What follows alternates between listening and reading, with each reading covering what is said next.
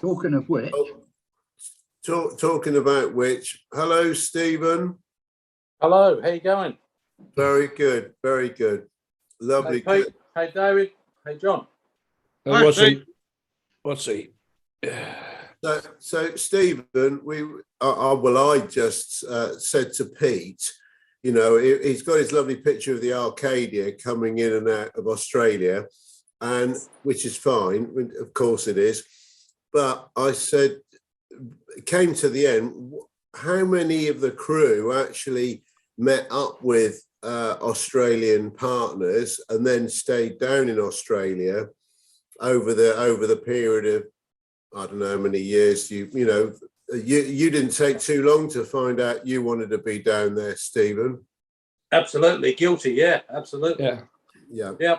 First, the day I flew to Hong Kong and left Wellingborough, I knew I wasn't going back there. Mm-hmm. But it was, you know, the lovely picture of the Arcadia that Pete's got this week, he's got a lovely one with not much black smoke, whereas the other week he had it was very, very black. And then that was the last voyage. That was well, after that black smoke, they knew they wouldn't be wanted back then after that. The new one was in Sydney today, they tell me. Oh, right. Did you say that, Dave? Did you tell me that, Dave? The yacht was in Sydney today? it was Trish Wright put it on the Facebook page. It was Trish, yeah. Trish said the ark was in. I was going to go in today, but yeah, our friends didn't arrive, so yeah. Yeah, no ship. What is that? The Arcadia of today? Yeah. Yeah, the Arcadia of today was in Sydney today, yeah. I've done a cruise on there a few times, actually. Have you? Okay. Yeah. And luckily, Nigel Phillips was the bar manager most of the time. Really? Yeah. How about the captain? Would you know who that was, Fruity? No. When the first time, no, not the first time. Oh, wait a minute. Yes, I did. I'll tell you what, I think it was the first time I went on Arcadia. I'm sure it was Arcadia. Ian, what's his name? The Welsh guy. He's retired now. He was the captain and Stan was on as a passenger. No. Yeah. I sat and had a drink with him in the lookout bar. Now, how many years ago was that, Fruity? Oh, I'm just trying to think. In the 2020. Yeah. No, it would have been 9 in. Yeah, 20. Oh, I can't remember. I'm trying to think. Me and a mate of mine went on. Yeah. Oh, where the bloody hell did we go? 10 years ago. I'm sure it was Arcadia. Hey, Bob. Good morning. Hey, Bob. Hey, Bob. Morning, all. How are we? We're all good, Bob. And how about you and all the additions? Yeah, good. You want to see them? Yes, please. Yeah. Let's see how big they're getting, obviously. Mother's asleep on the couch. Oh, my God. Oh, yeah, there she is. You see her? Yep. And there we go. Oh, my. Let's have a look now. Oh, flipping heck. How about that? Oh, great. Have they all got characters now, Bob? Oh, yeah. There's that one there. You see the one with the pink collar on? Yeah. You see the pink collar? No. Oh, well, she's a big one. She's a monster. And she's a bully. Oh, nothing changes there then. Oh, mind you, they're all girls, aren't they? Yeah. Yeah. Oh, flipping heck. Look at her. Brilliant. Well what do you done. say, Dave? Oh, well done. Look at her. Bless her. Flipping heck. Good girl. Yeah. Yep. Oh, very good. Hey, so Bob, it's getting closer and closer before you actually get closer and closer to Watsea in Sydney. It's going to be 2 weeks on Friday. I arrive. Flipping heck. Yeah, goes quick, doesn't it? Yeah. Yeah. Oh, that'll be great. That'll be wonderful. Yeah. I leave on Friday, Bob, for to head north. Oh, are you? Where are you going? We're going up to the Gold Coast, up to near. Oh, you're going near up where there. you Yeah, are. that's right. Yeah, I remember you said, yeah. Tugun, yeah. So I may or may not be around for 6 weeks. I don't get back till Easter. So what date's Easter this year? Easter is April 7th, I think. April 7th is Good Friday. Oh, well, I leave on the 13th. Oh. But I may get up that way. I'll go see my old mate in Brisbane for a few days. Okay. Yeah. Okay. We'll let you know. Yeah, for sure. We're just down the road from Currumbin, where you were last year. Correct. Yeah, well, my mate lives in Brisbane, but my son's mate, who he's just been with, he's the one who lives in Currumbin, but we usually go down and see him, you know. Yeah. But we're the next beach down. Currumbin and then Tugun is the next beach down from Currumbin. I think my son did mention it. I think they went there when he was there, yeah. Good. Yeah. Fantastic. Morning or evening, Mac. Good to see you. Good evening. How are you? Good. Hey, Mac. Good. Lovely. Good day. Hello, Mac. Yeah. All right. Hello. Hello, Bobby. Right, mate. Well, good, mate. Good. Good. Looking forward to coming out. When are you coming out? 2 weeks on Thursday, I'll leave. Oh, good. Okay. Yeah, we're Okay. You looking. need picked up at the airport, or have you organised that? No, I'm fixed up. I've got my my chauffeur's picking me up. My other chauffeur. Oh, you're going second class then, eh? Yeah. Always. Yeah. Oh, that would have been great. Great. Yeah. Yep. I look forward to seeing you, mate. It reminds me when I was with Hebridean years ago, the managing director was coming down to near where we live down in the New Forest to go to a conference or something, you know. And I said, well, I can pick you up at the local railway station. So he said, yeah, well, that'd be great. That'd be great. Yeah. So anyway, so I went up to pick him up, but I went dressed as a chauffeur, but with what I had, I just put my uniform on. I had my the double-breasted whatever jacket and the hat on. And I had a big card up for him. He was a chief operating. It was called. He was the MD, but they called it the chief operating officer for some crazy period of time. So and his name was Ken. So I just made up a great big sign with Ken the Coup. And of course, all these locals are getting off the train from London. There's a lot of people there at the local station, and his head was inside his jacket. He was. I said, "Yeah, I'm over here, dear." Oh dear. Anyway, hey, talking about over here, dear. You've been busy with your paint pots behind you. Yeah, absolutely. I did a paint job. Yes, looks all right, doesn't it? Lovely colours.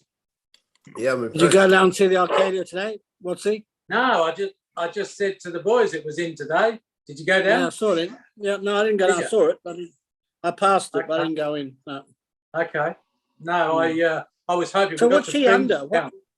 What flag's she under? Because she had different colours on the funnel.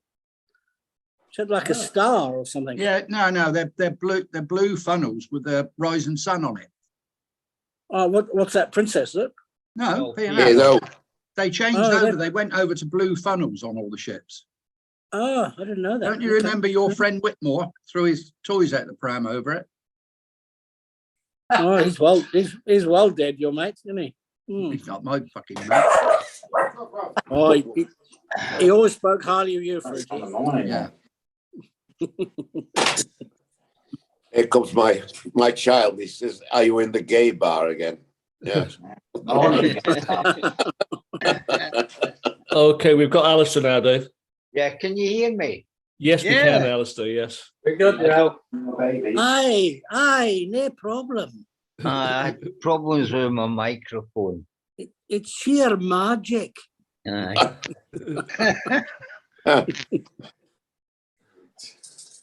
Didn't you start? What's the weather like over there, Al?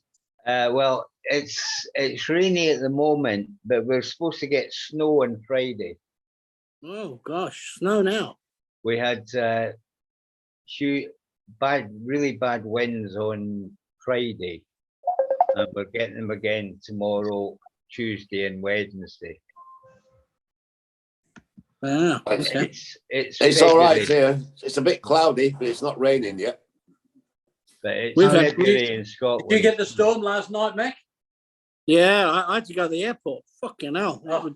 All the We had traffic lights were out. And We plane had was the late. most horrific storm last night in Sydney. About 116-kilometre winds at the airport, and destruction and trees and lines, and I think there's still 1,200 houses over in one suburb still without electricity. It was it just sort of came and it destroyed, and then it went. It was just unbelievable. Yeah. Hey, what's it with you mentioning about the storms? Let's throw a question in. If you can all think back to what was probably one of the worst storms you had on whatever ship, wherever it was, and when it took place, because the chances are we were all at sea at some stage where there was a pretty rough trip, and I can throw it open to whoever wants to first think of one that might have been in your memory bank. You know, You can say Steve first, Dave. Well, no, he's too late for that. We did that. We did that when we opened up half an hour ago. It's all right. Hey, do you know what? Do you know what upsets me is he wouldn't answer the flipping phone when I tried ringing him. I then tried WhatsApping him. No, didn't want to know. So that's it. All right, Steve. I was indisposed. We used to love the rough seas, Dave. We lost so many bottles with sealed tops. Oh, shocking. Yeah, but Macca, that was every week. Oh, we had to go down and claim. We had to claim all these tops.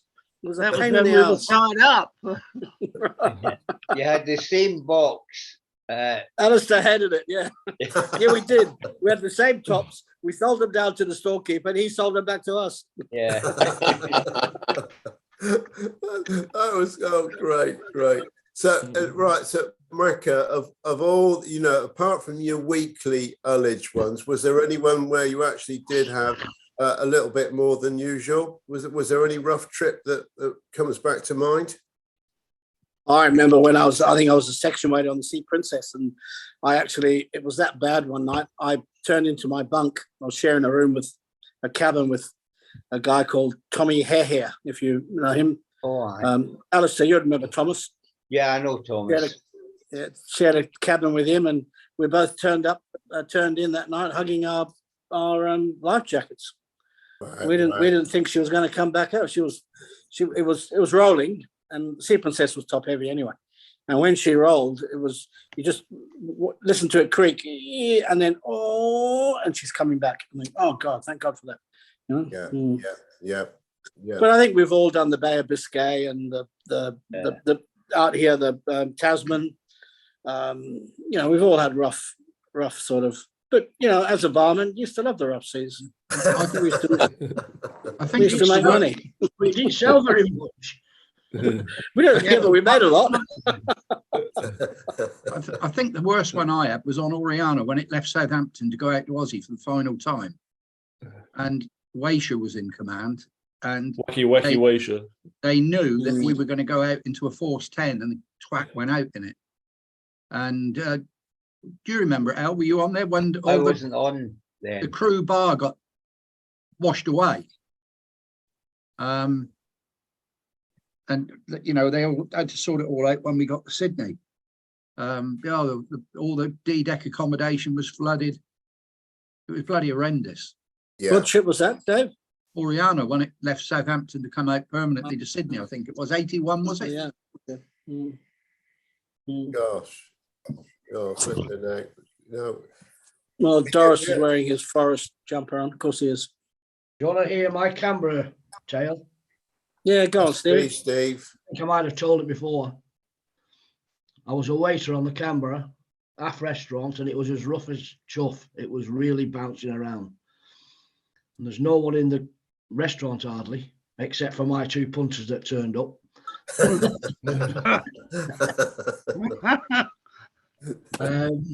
So this husband and wife came in for dinner, and she was really bouncing around the Canberra that night. She was really going. Anyway, I served them the starters and I served them the main course. I've gone out to the galley for a fag while they're having the main course. I came back in, the wife's there on her own, the husband's gone. She said, sorry, Steve, she said, there's a napkin in his place, over the plate where he was sat. She said, sorry, she said, he had to leave, he was sick. He was sick. I said, oh, okay. So I've picked up the plate with the napkin over it and everything, not even look, just picked it up into the galley. I threw it on the gash, in the plate house. Just threw it all, everything. Plate, napkin, everything. Anyway, go back in. She comes back. She said, Steve, she said, when he was sick, she said, his false teeth came out and on the plate. I said, what? She said, his false teeth were on the plate. God. No, for fuck's sake. Go back into the galley and get all the chef. I said, chef, this is what he's, well, yes, I'm doing, throwing the fucking plate in there. Anyway, I go bollocking with it. And the Goanese had to tip out the gash can and go through it. They found it. They found his teeth eventually. You know. It's all happened to me. So were the false teeth as big a smile as Martin Norris, and he's wearing a red shirt for the first time this season for some unknown reason. Nothing else suitable to wear today, Martin. I think it's a Liverpool jersey. It's just something I threw on, Dave, at the last minute. It's been hanging up pressed for all season for this occasion. Brilliant. Hey, Martin, where's home for you? Are you north of Sydney or I'm in Sydney. I'm in the western part of Sydney towards the Blue Mountains. Near the Blue Mountains, right. It's called St. Clair, yeah. Well, there's a song about that, isn't there? Blue Moon or something. Did you hear that being sung yesterday? I don't know about that one, Dave. Just we were singing it last night, David. Hey, very good, Martin. Yeah, good to see you.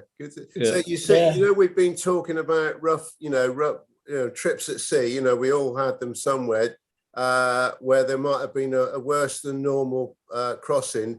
Where would one have been that you had?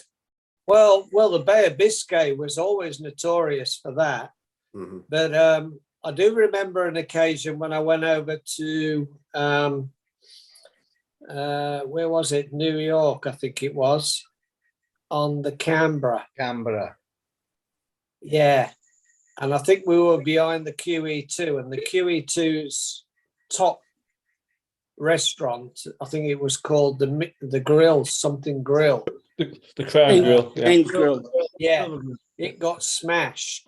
We were like a day behind them, and we caught up with them in New York. But it was pretty bad. And I had seasickness before I'd gone to sea when I went on the Northern Star as a child, a 14-year-old.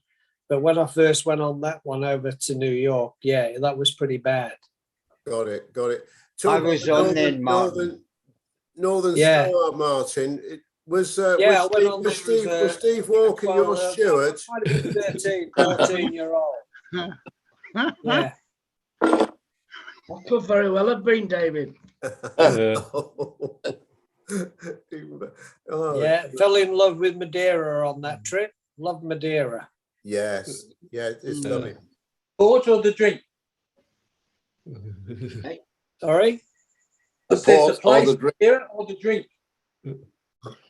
Oh, He's a bit slow. Steve. I was only 14. we used to buy all our Matus rosé there, pound a bottle. Of course, yeah. Sell it in the dining room for £4 a bottle. You wouldn't wash your skiddies in it now, would you, Mecca? Oh, mate, I tell you what, on a really hot day, I'll grab a bottle from the bottle shop, to be honest. As long as it's really cold, I don't mind it. Yeah. On a The really hot problem day back out by then, the though, water. the corks were so small and so tight. Yeah, they were, weren't they? Yeah. Yeah. It was just, I think they've revised their, the way that they present the stuff now. Everything's screw top but the rosé Portuguese has were always really very tight, taken weren't off. I'm never a big lover of rosé, but it's really taken off in the last 12 months, 2 years out here. Well, I tell you, I probably once a month, if we're going out, on a lunch and it's hot or something, I'll duck in and I'll grab a couple of bottles of Matus, and we'll just it's just like lolly water, boom, boom, boom. Yeah. I think it's lower in alcohol as well, isn't it? Yeah, Macca, I bet you like Blue Nun in Black Tower as well, don't you? Yeah, only with you, dear, because I know you're a cheap ass. My real friends, with my real friends, I spend a little bit more money. Lovely, yes, especially in a lovely Chinese restaurant in London. I know it wasn't Blue Nun that night, Macca. Oh, certainly not, dear. Thank you very much. Flipping it. Otherwise you wouldn't have got the table, darling. Who's this, David? Come on, do your job. No, who's this coming in now? On. Who's coming in now on the iPad? That'll be me. I've been seeing these for a while. I was some princess, Pacific princess, late 70s. And I thought I'd join tonight. Can you tell us your name? Well done. Welcome. My name's What's your name? David Olivant. Radio officer. Radio yes, officer. That's it. Hi, David. It's Pete Stevens. Oh, hello. Actually, guess what ship was in Sydney today? The Arcadia. Yeah, correct. Did you see her? Yeah, I actually walked around it. We had a walk around Circular Quay today, and actually, I saw it. I felt, because that was my very first ship. Yeah. That's when I met Pete as playing football many years ago. Now, just to say again, what Colonel, who's our production and everything, what name do you want to be called? He'll put your name on the what to call you? What was it? Dave. Olivant, Dave. I got it. Dave. All right, okay. And whereabouts are you in Sydney? Do you live in Sydney as well then? I do. I live at Kirribilli. Right. That's on the harbour. Yeah. I had a friend who lived in McDougall Street. Vaguely know it. Is that a Forest shirt? It is. Oh, where, see, it's recognisable all over the world, isn't it? I thought it was Liverpool. Oh, the Liverpool shirt. Yeah. Wash your mouth there with a bit of Blue Nun, dear. as a Wednesday, I you're don't such a mind big giving you a bit of stick. Come on, David, you should do the questioning. All right, now, David, welcome to the Crew Bar. We always say, are you comfortable on your bar stool? I'm actually laid on the bed. Yeah, look, it's there. Look, yeah, all right. Are you comfortable on the bar stool bed? I'm very comfortable. I'm just making a cup of tea. And the fact that he's an officer in the Crew Bar, Dave. So what were you doing? No, come on then. When did you go to sea? What was your ships and what were you doing? Right. First ship I joined was the Arcadia in 1977 as trainee radio officer. That's where I met Pete. And I've got one of my favourite photographs from my time at sea, which I've seen no end of times, is when we beat Oriana in Fiji 4-0. And the young lad, I think he was a bedroom steward, broke his leg. Oh yeah, that's right. Yeah. Yeah, Okay. he actually went. I think, because Oriana was on a world cruise, and I think he got discharged onto Oriana and went home on Oriana. They didn't fly him home in them days. From Go on. Oriana, I went to Uganda. Uganda. Oh, the Zuganda. Yeah, actually, that's where I met my wife. So I can't say too much. Mhm. Are you still married? Yeah, been married 42 years. Wow, What did your congratulations. wife do, Dave? What was she, a pupil? She was, but she was actually training to be a radio officer. Shut up. No, bloody yeah. Oh, no, Yeah, he that- was not helping that her old with her story. homework. Oh, bloody hell. And then from the Uganda, some princess, Pacific princess, back to Uganda. But by the time I went back to Uganda, they'd scrapped the Arcadia. And the only place he could put the miserable bastard that was the chief RO, Ken Gibson, was Ken on Gibson. the Uganda. How did I know you were going to say Ken Gibson? Yeah. And I hated him with a passion, not half as much as he hated me. And I think that was most certainly my last trip to sea with P&O. And then I went across to General Cargo and went tramping. Right. I used to describe it on my CV as I spent a period of time as a rent boy in the Merchant Navy, because effectively when they rented out the radio equipment, they rented me with it. Oh, very good. So where was That's got a different meaning though, hasn't it, Fruity? Yeah, I wouldn't know. It's as these days. Or it did in them days, I think. David, well. where are you from originally? Where's home originally, or your family? Sheffield. Oh, Sheffield. Yeah. Right. So I'm a big Wednesday. I did try to get up and watch him at 2:00 this morning, but I just watched the highlights. And we beat Milton Keynes Dons, that mighty home of football, 5-2. Yeah, that's right. Yeah, we saw that. So what? Your wife's not Australian then either? Then no. Actually, spooky enough. After I left the sea, I ended up working at Asda stores, right? And for some reason, Woolworths out here came and headhunted me and fetched me out to Australia at the age of 58. Wow. Wow. So I've been working for Woolies for 7.5 years. And I've just recently moved since January. I now work at Sydney International Airport in their facilities management team. Oh, very good. Well, Mackie, you go up there regularly, don't you? Oh, well, yeah, I go every day. Yeah. Yep. You know, when you were working at Woolies, did you come across a guy called Daniel Jalalati? Doesn't ring a bell.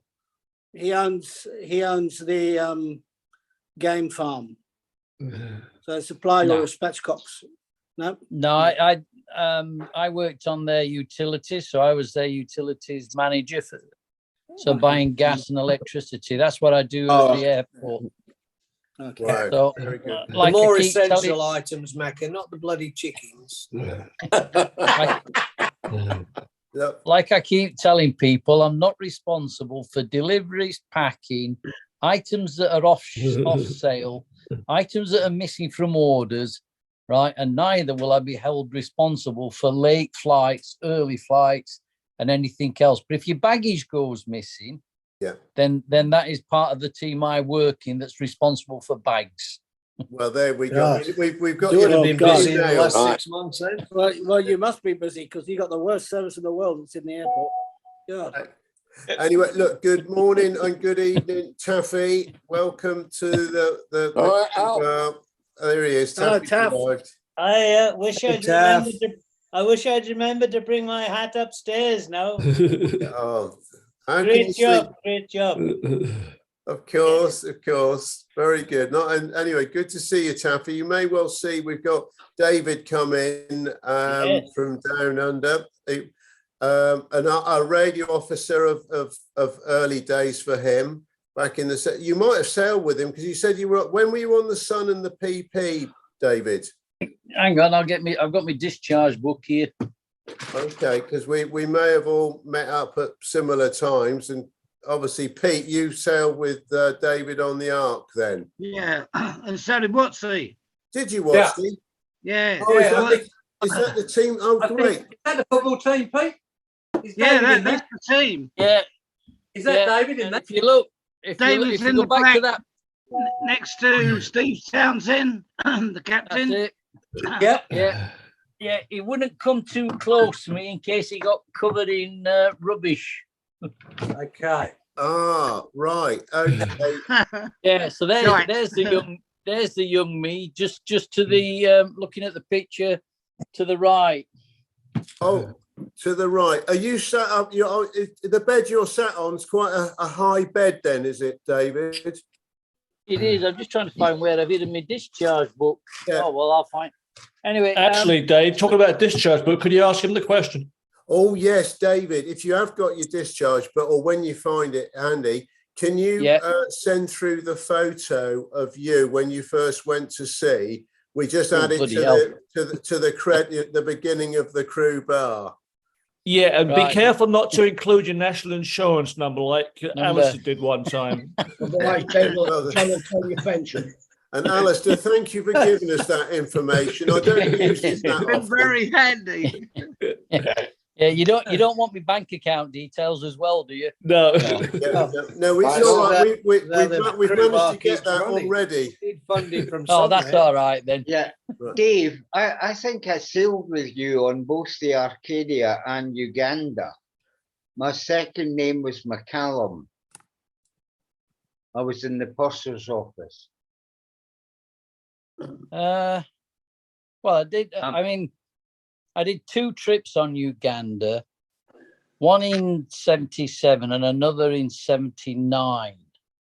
Yeah, I'm sure I did. I was there in 70. I was Uganda, Arcadia, Canberra, Uganda. Yeah, and that second trip. So the chief was Frank Murphy. Frank Murphy, yeah. And Ken. Still with both of them. Yeah, and sadly Ken Gibson. Then the second was Bob Gaskell. Right. Yeah.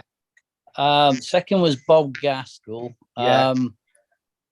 I'm trying to think who else I knew on board. I can remember some of the matrons. I can remember. Can you remember Hilka? Hilka, no. Hilka Hasenkamp. No. All right. I was pretty. I probably wasn't the best behaved person in them days. Don't worry. Neither was many other of us. So just out of that photo, I'm still in touch with Frank Taylor, who's the laundryman. Yeah. Yeah. Oh, yeah. Is he? He married Anna, didn't he? He did. He married Anna, who was originally from Sheffield, but they now live down in Taunton. Right. Yep. Right. And they don't live far from. Is it Pete Wills and Sally Wills? Oh, John Wills. John Wills. That's John Wills. The baker and the nurse. Yeah. John's in that picture, the other side of Townsend. You're one side of him and John's the other. Oh, very good.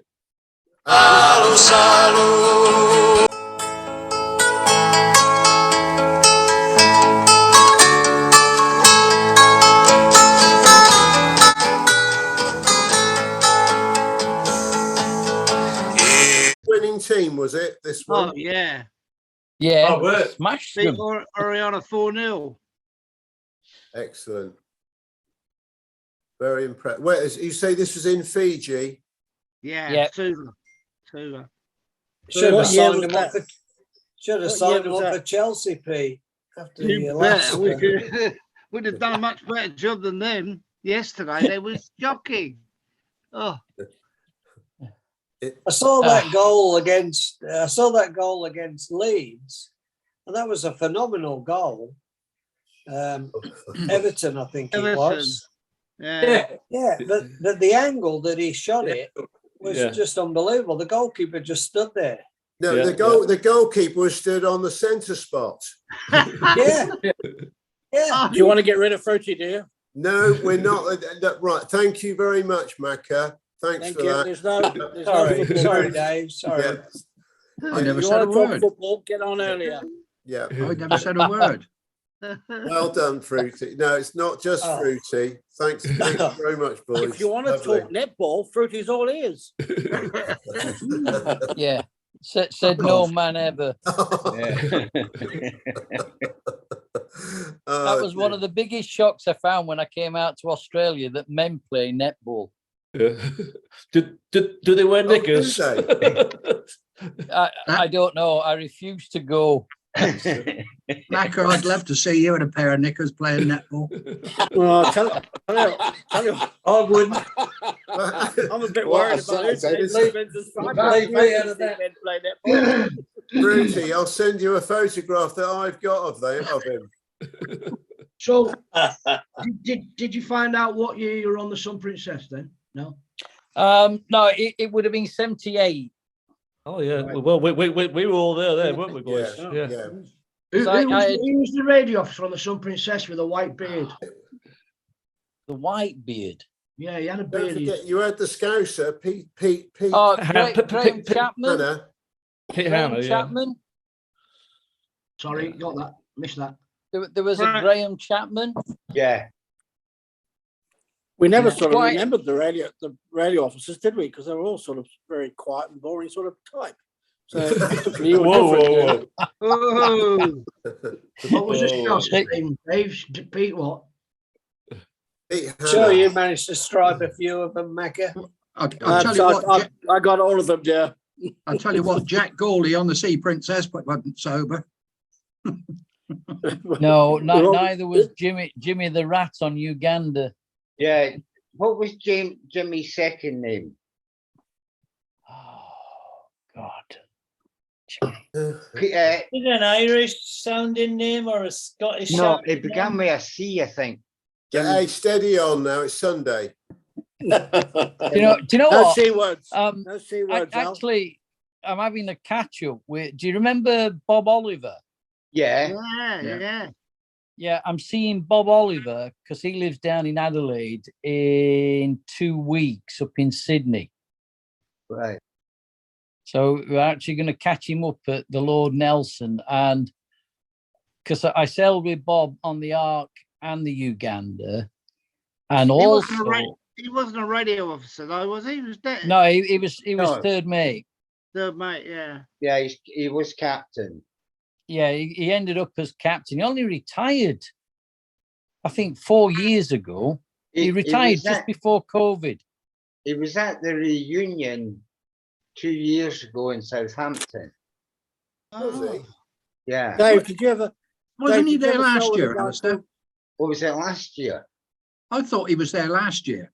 Maybe it was last year. Yeah, he went back to the UK. Sally. He went back to the UK last year. Yeah, I'm sure he was at the pensioners' lunch. Sure he was. Yeah. Yeah. Sorry, I missed another question then. Yeah, Dave, did you ever sail with a guy called David Coleman? No. On Oriana? No? No, I never went on Oriana. Oh, okay. The only thing we went on Oriana for, and it was the electricians on the Ark, went to pinch the cockerel.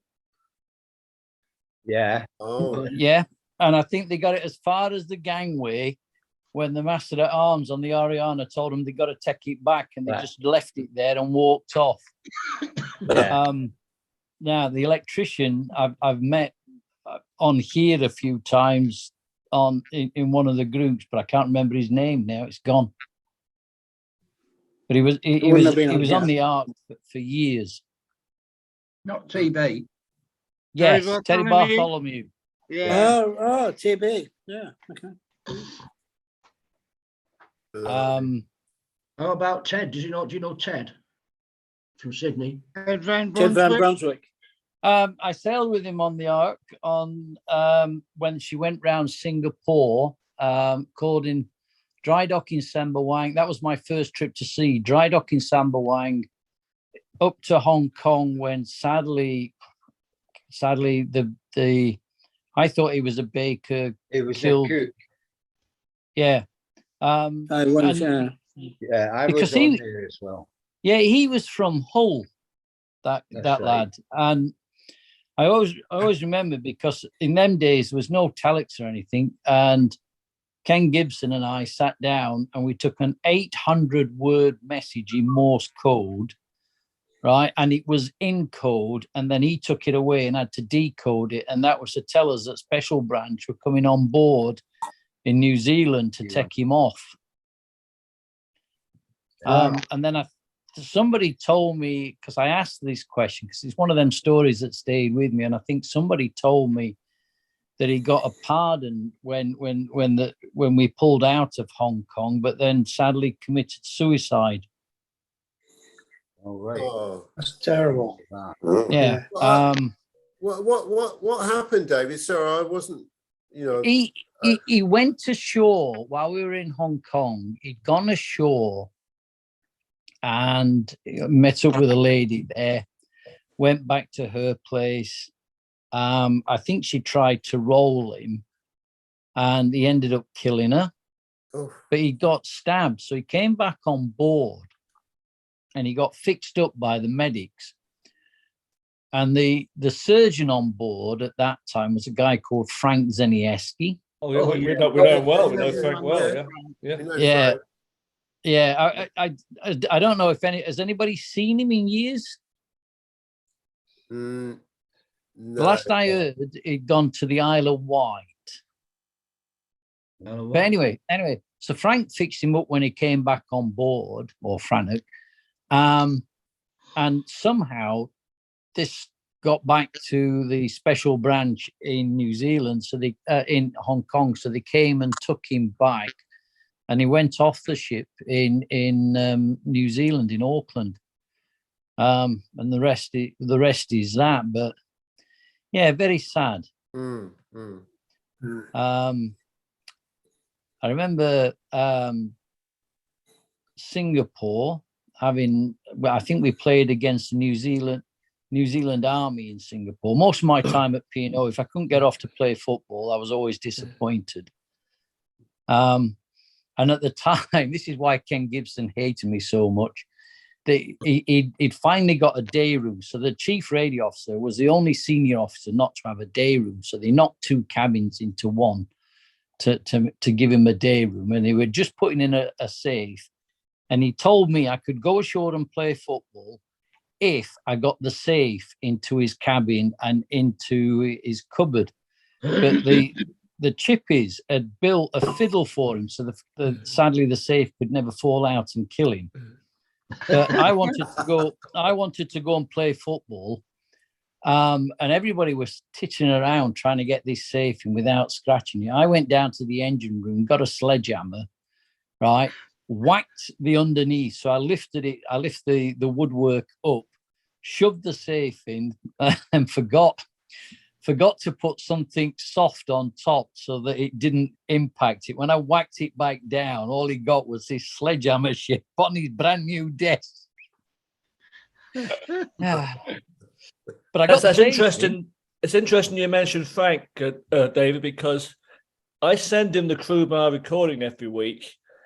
He never responds, but I know he watches it. So this might prompt him to come in and well, I wish he would, because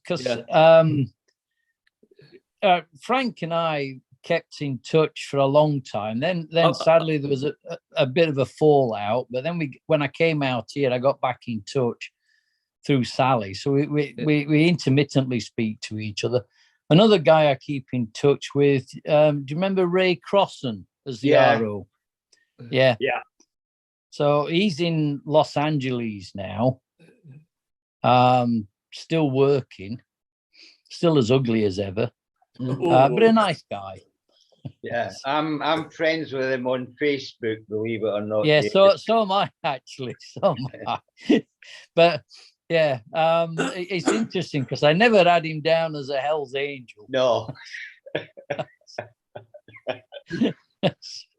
I had him down as, Rita. yeah. And then, yeah, Ted, I keep a little bit in touch with. Paul Dilks, who was also on the Arcadia and on the Sun Princess. And then really that's probably about the people I spent, because I was only 3 years with P&O when I should have, one of the saddest stories is I should have gone back out to Pacific Princess, and the argument between Ken Gibson and I on the Uganda got back to him down in P&O's house. So I got a very tersely worded letter back from P&O warning him about my future behavior. And I took umbrage with this, took really umbrage with it, because he stitched me up like a kipper. And the letter arrived, the morning post came just as I was about to leave to fly out to Pacific Princess. And I said, oh, bollocks to you then. I phoned up Woodbridge, I don't know, the guy who married, and said, I'm not flying out, I'm resigning. He said, you can't, you've got to. I said, how much leave have I got? He said, you got 3 months. I said, right, I'm going back on leave, and I'll put another letter in then.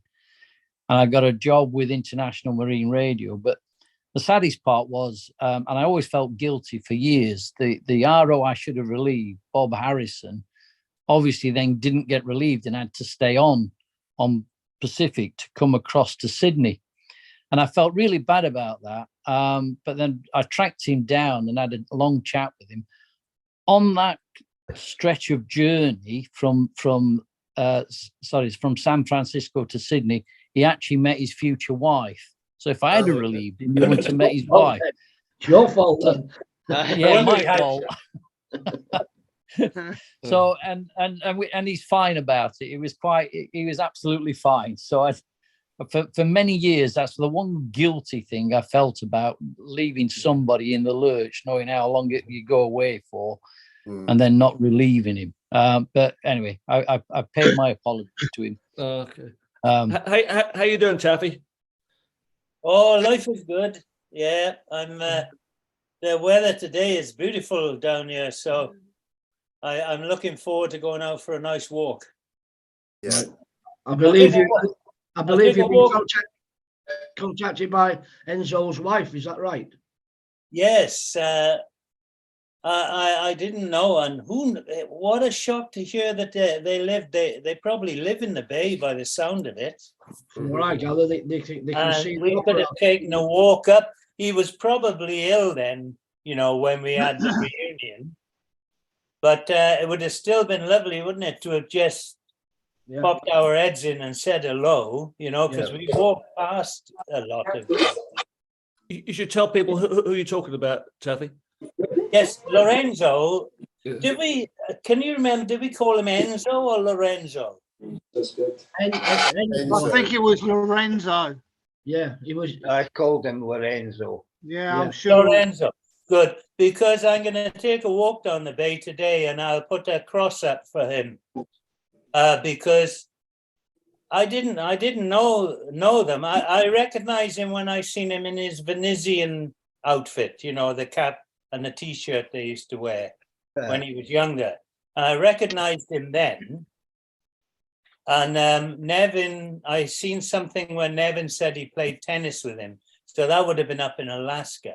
And Brendan said he used to play with him in St. Thomas. That's right, yeah. So I do recognize him, but she was ever so lovely, because I never knew them or were in contact with them on Facebook, but I got a message through Messenger, lovely message saying, I will post it on Seagoing Friends because that's end-to-end encrypted.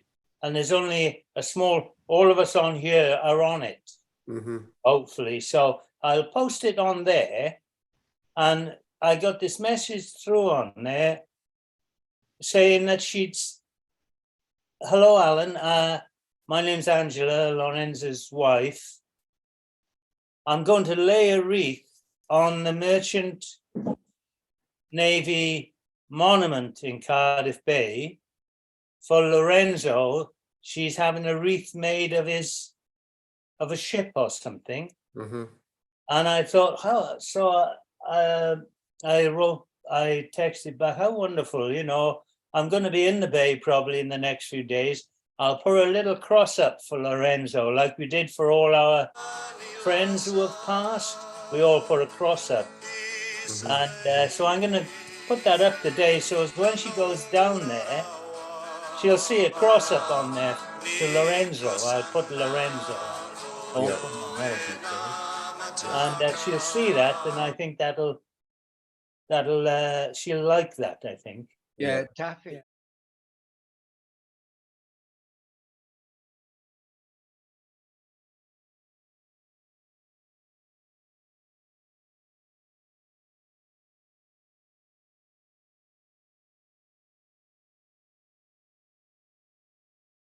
She must be friends with Pratty, because Pratty sent me an email about it.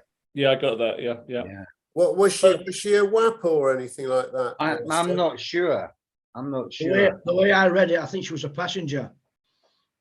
Okay. The way I read it, probably. Right. Well, she sent me all the details of the funeral, and she obviously would be happy for me to turn up at the funeral. I know where it is. A lot of my friends would. Well, that would be. There. And is Bobo going to be back down with you then? Bobo's on his travels. He's off all over the place. I have no idea really. Oh, right. No, Bobo. He's off. Oh, I think he's going over to Belgium or somewhere now. Right.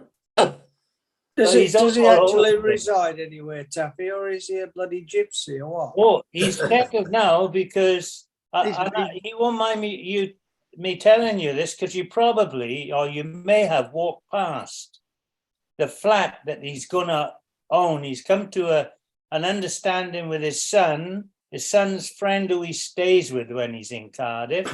Excuse me, man. And the flat that he's going to buy, the flat that his son's friend owns, and it's on Lloyd George Avenue. You know where we were in the Red Dragon Centre? Yeah. Outside the Red Dragon Centre, there's one long avenue, brand new. It's adjacent to the old road that used to go down to the red light district. But it's called Lloyd. It's the new Cardiff, the new modern Cardiff, Lloyd George Avenue. It's a long avenue, and he's got a flat. Honestly, it's 8 minutes walk to the railway station, 5 minutes into the city centre, and 5 minutes the other way is the Red Dragon Centre. So he fell on his feet there. He'll love it there, and he's on his travels. Well, that's if he stays there. He's always moving around. So, he won't be staying. He's still moving around. Hey, Petite's in Wales, Taffy. Petite's in Wales. If he gives me the key, it'd be a great place to put a couple of hookers in there. I'd make a fortune there. Yeah. Tell me where, Taffy. I'll be on the first train. Taffy, are you going to go to the funeral? I don't know yet, but I'll put the messages up. They're very lovely messages she sent me, and considering what she's going through, you know, it's difficult to know what to say when somebody's suffering in grief. Yeah.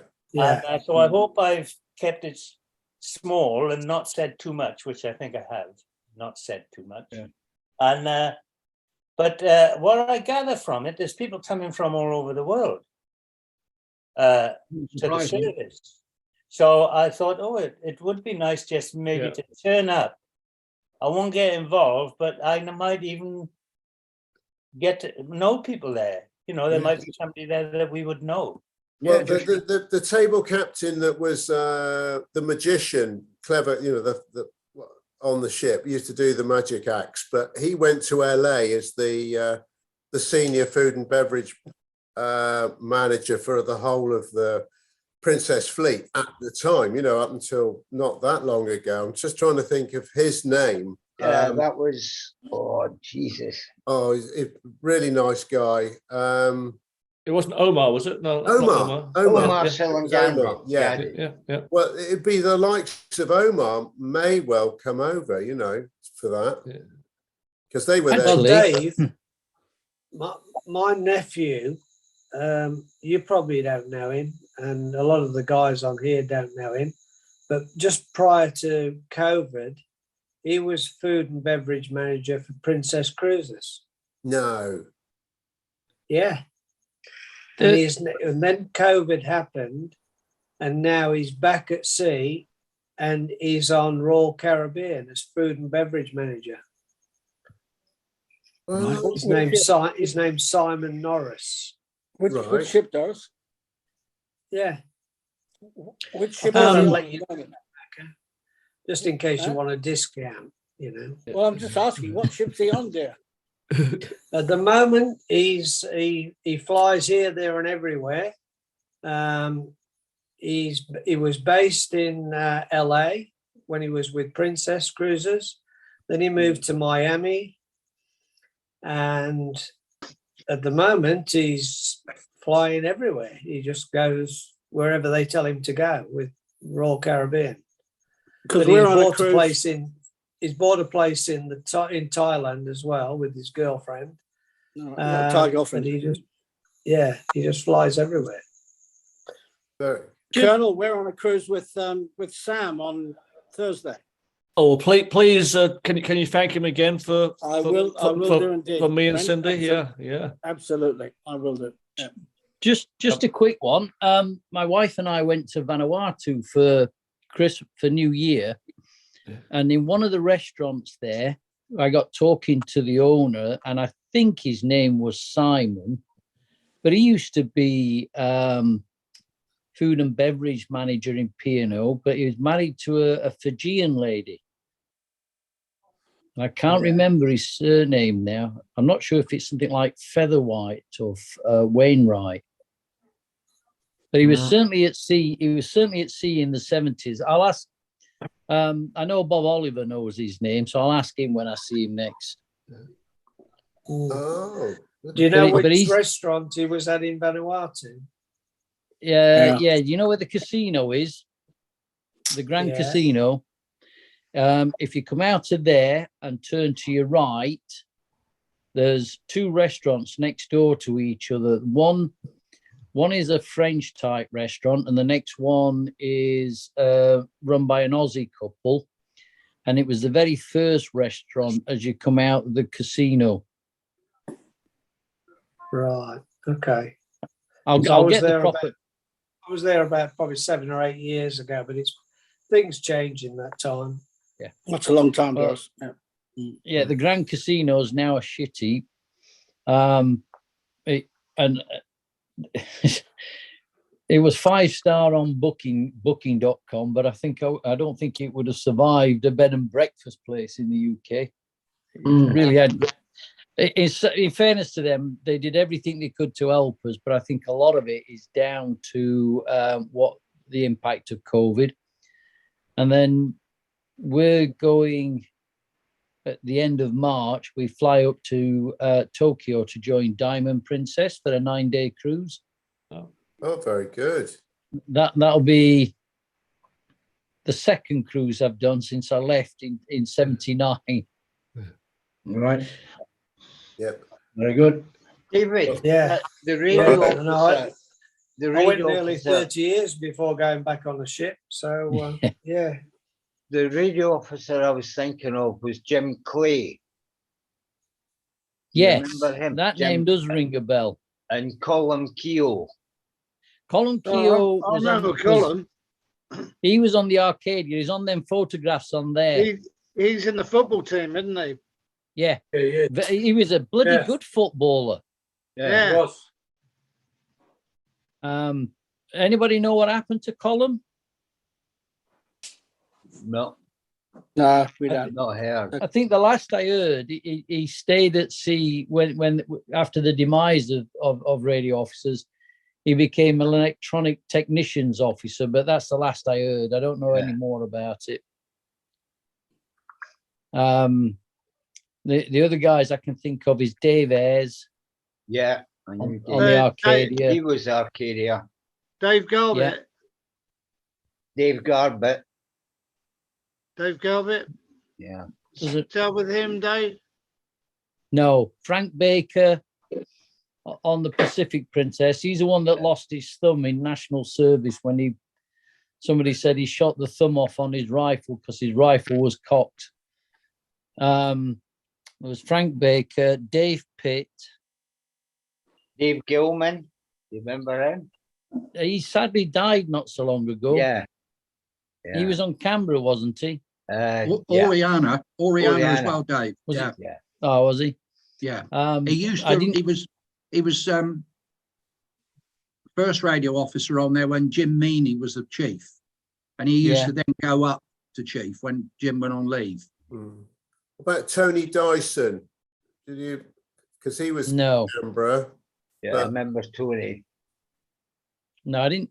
I don't even think I ever went on board Oriana or Canberra when we met up with them. There's most of the Princess ships. I remember playing cricket in, I think it was St. Thomas when I was on Pacific Princess, and I got loaned to Island Princess. I had a great game then. I really enjoyed it, and I think Island Princess won. I think you were there, Pete. Yeah, that was. We did win. We did win. Well, I'm glad you won, Pete, because it's the only team that seems to be winning for you. But we're not going down into football. Very good. So only joking.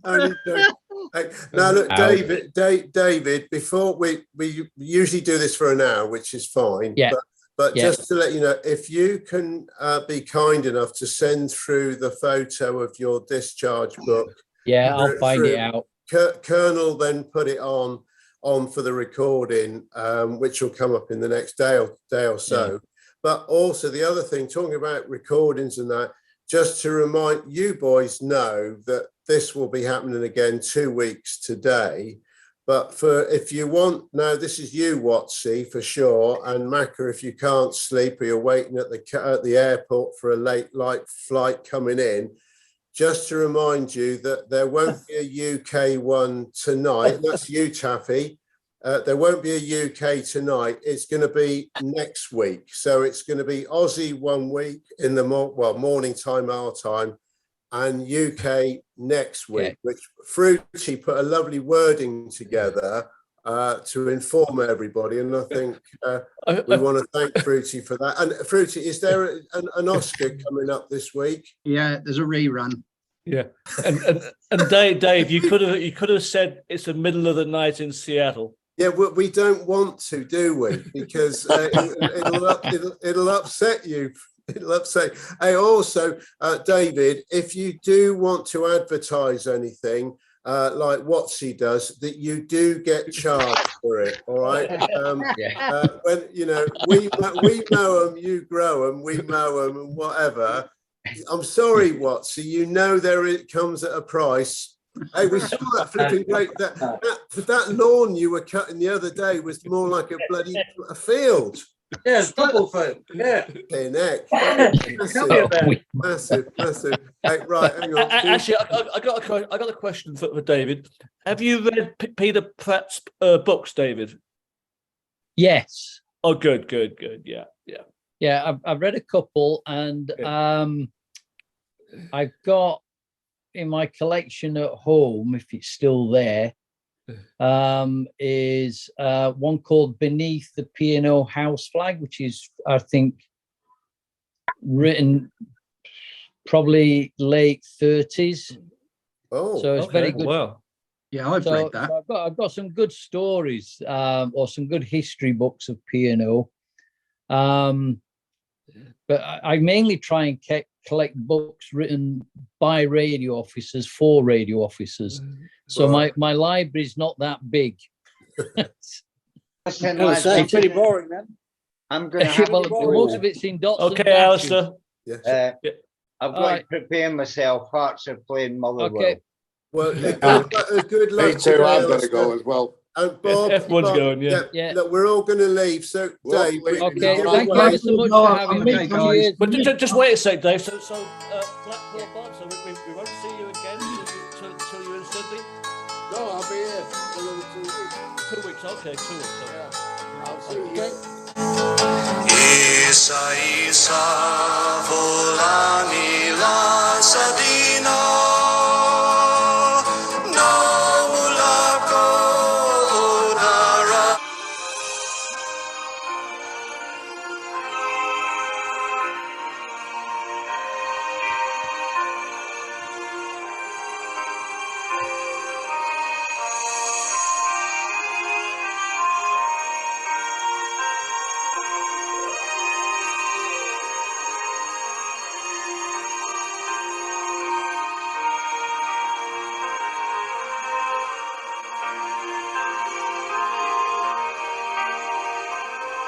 Hello, everyone.